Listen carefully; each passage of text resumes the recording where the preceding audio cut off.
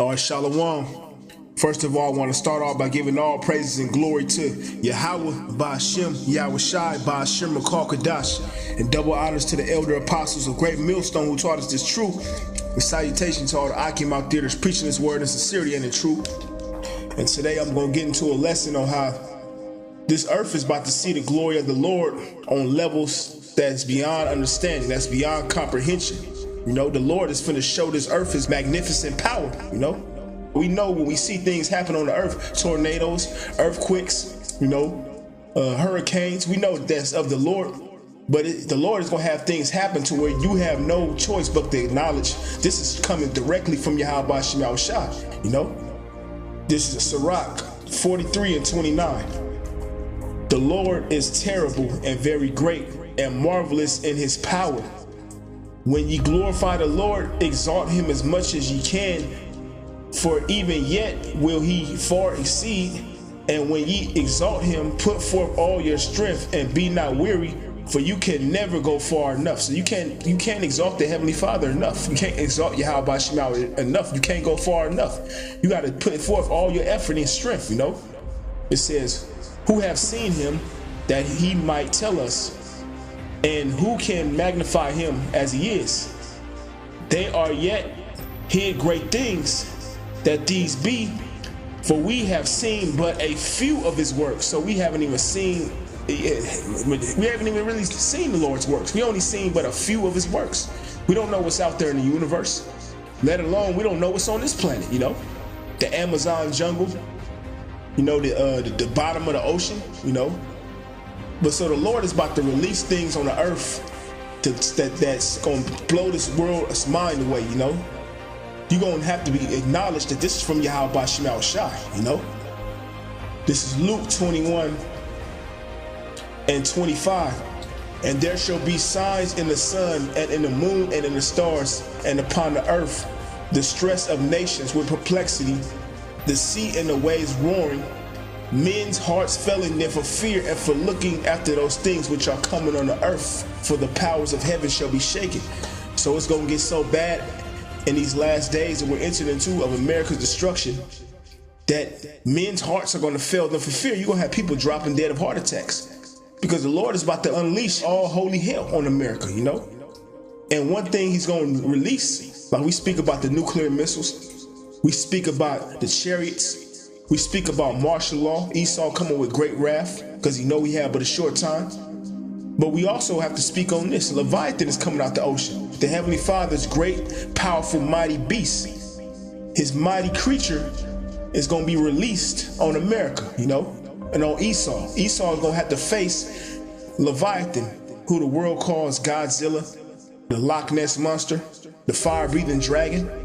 You look at that as science fiction or fairy tale. No, that's actually real. And Esau has the records. He knows this creature exists. And he can't catch this creature, you know, because this creature is beyond his understanding. And when this Lord releases Leviathan, it's going to blow the whole world's mind away to see this great, powerful beast destroy, bring death and destruction, you know. This is Psalms 104 and 24. O Lord, how mindful are thy works, and wisdom hast thou made them all. The earth is full of thy riches, so is this great and wide sea, wherein are things creeping innumerable, both small and great beasts. So you got things creeping innumerable, both small and great beasts. You got crabs in the ocean, fishes, you know, catfish, whales, you know, the dolphins, seals. You got all types of beasts that swim inside the ocean that the Heavenly Father created. But you have one beast that's ruler over them all. There go the ships. There is that Leviathan whom thou hast made to play therein. So Leviathan actually plays with ships, and he's gonna play with Esau's ships, his battle cruisers, you know. Leviathan is gonna have a ball fucking Esau's shit up, you know. Psalms 104 and 24. These wait all upon the Lord, that they may give them their meat in due season. So these was talking about Leviathan. They're waiting on the Lord. To the Heavenly Father gives them their meat in due season. So the Lord is going to release Leviathan on the wicked. Because that's, matter of fact, I'm going to get this. This is Sirach 39 and 28. There be spirits that are created for vengeance, which in their fury lay on sore strokes. In a time of destruction, they pour out their force and appease the wrath of him that made them. So the Heavenly Father has spirits created for vengeance. So Leviathan is actually a beast created for the Lord's vengeance, to bring judgment to the so-called white man. It says fire and hail and famine and death. All these are created for vengeance. Teeth of wild beasts. Teeth of wild beasts. Leviathan is an actual beast that lives in the ocean with very sharp teeth, which we're going to get into the detail of Leviathan. It says teeth of wild beasts and scorpions and serpents, and the sword punishing the wicked to destruction. So the Heavenly Father is going to put the spirit on Leviathan to come out the ocean to bring destruction to the wicked, you know? And whether you believe it or not, you don't have to believe, but when it's actually in your face and you face with it, it's a reality. Hell, you might just drop dead, like we read. Men's hearts fell in there for fear and for looking after those things that shall be coming on the earth, for the powers of heaven shall be shaken. So a lot of you people, when you see Leviathan, you're going to drop dead just off the sight of seeing Leviathan, you know? This is Wisdom of Solomon 11. Wisdom of Solomon 11 and 17. For thy almighty hand that have made the world of matter without frame, it says, wanted not means to send among them a multitude of bears or fierce lions or unknown wild beasts full of rage, newly created, breathing out either a fiery vapor or filthy scents of scattered smoke. So it says newly created. The Heavenly Father has newly created creatures that he's going to release, breathing either a fiery vapor, breathing out fire, because Leviathan can actually breathe fire out of his mouth, or filthy scents of smoke, are shooting horrible sparkles out of their eyes. So what type of beast? I've never seen no beast like that. You know what that's gonna do to you people when you actually see that? Whereof not only the harm might dispatch them at once, but also the terrible sight utterly destroyed them. So the terrible sight of Leviathan is gonna utterly destroy you. That's how terrible this beast is to look upon, you know? And you Esau, you're going to be faced with fighting Leviathan, you know, coming against Leviathan. And then this is Job 41 and 1. Canst thou draw out Leviathan with a hook, or his tongue with a cord when thou lettest down? So the Heavenly Father's being sarcastic. Esau, you got all these creatures in your zoo. You got all these creatures locked up, but can you lock up Leviathan? Can you go fishing? Can you go fishing Leviathan? You know, cast out your cord and catch a Leviathan? Can thou put a hook into his nose, or bore his jaw with a thorn? Will he make supplications unto thee? Will he speak soft words unto thee? Will he make a covenant with thee? Wilt thou take him for a servant forever? Like I was saying, you got these zoo animals as servants. Can you take Leviathan as a servant forever? Can you put him in the zoo? No.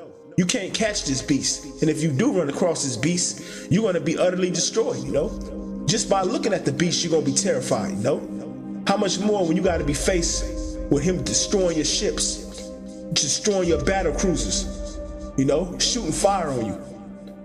Hey, oh man, that's some fairy tale poem. That's that Godzilla shit. Well, Godzilla is real. Are we reading about it? It's Leviathan. And you're going to have to face this, Esau. Wilt thou play with him as with a bird? Or wilt thou bind him for thy maidens? Shall the companions make a banquet of him?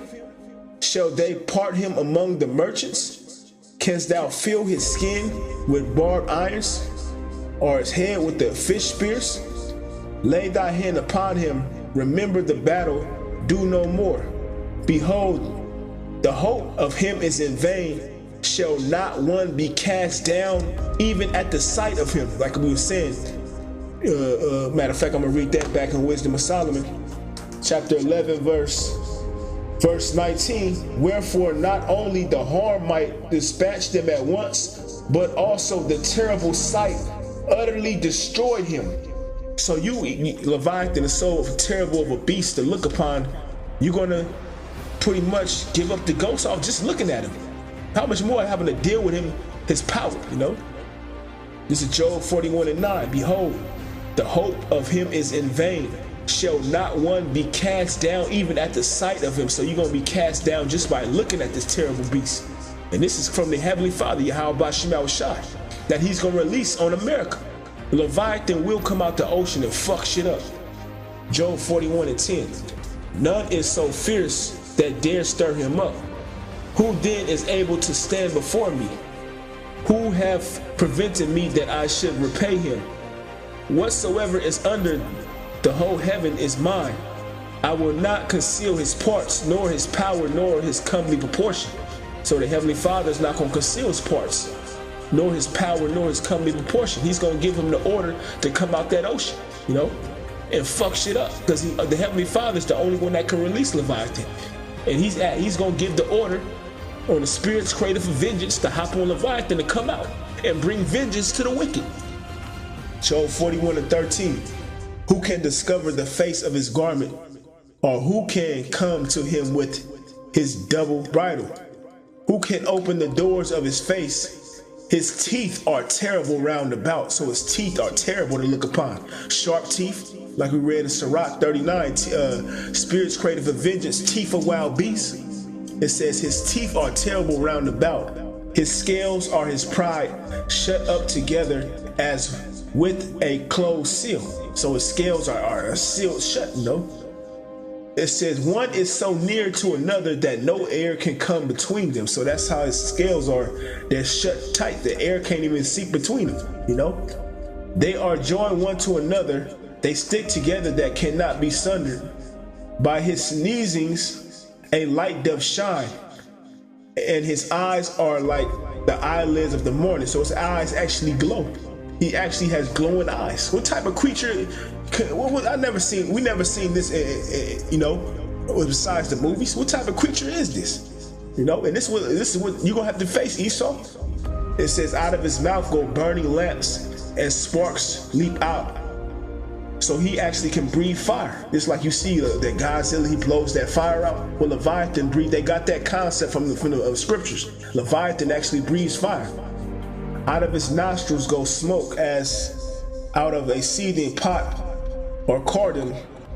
His breath kindleth coals, and a flame goeth out of his mouth. So he blows fire, you know.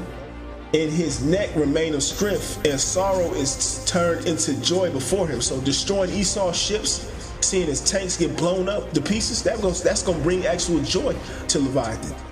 The flakes of his flesh are joined together. They are firm in themselves. They cannot be moved. His heart is firm as a stone, yea, as hard as a piece of nether millstone. So his heart is as firm as a stone. When he riseth up himself, the mighty are afraid. So when he comes out the ocean, even the mighty are going to be afraid. Esau is going to be terrified. You're going to be on your battleships, your cruisers, and you're going to be faced with Leviathan. By reason of his breakings, they purify themselves. The sword of him that layeth at him cannot hold the spear, the dart, nor the hargeborn. He esteemeth iron as straw, and brass as rotten wood. So iron is like straw to Leviathan. And you know straw is nothing. You can easily break straw up. So that's how the iron is to Leviathan. Iron is nothing. It says, and brass is rotten wood. You know, rotten wood breaks easily. So that's brass and iron is what Leviathan would esteem as straw and wood, rotten wood. You know? So what type of beast is this? You know? But Esau, you're going to have to face this beast. The arrow cannot make him flee. Sling stones are turned with him into stubble. So Esau, you're going to be shooting your rocket launchers, your tanks, all your ammo at Leviathan. It's going to bounce right off him. Darts are counted as stubble. He laugheth at the shaking of a spear. Sharp stones are under him. He spreadeth sharp pointed things upon the mire. He maketh the deep to boil like a pot. He maketh the sea like a pot of ointment. So he maketh the deep to boil like a pot. So the deep actually boils at his presence, because he's an actual beast that produces heat. And you know, the deeper you go in the ocean, the colder it gets. It says he maketh the deep to boil like a pot. You know, what type of beast is this? But Esau, you're gonna have to face this beast. Job 41:32. He maketh a path to shine after him.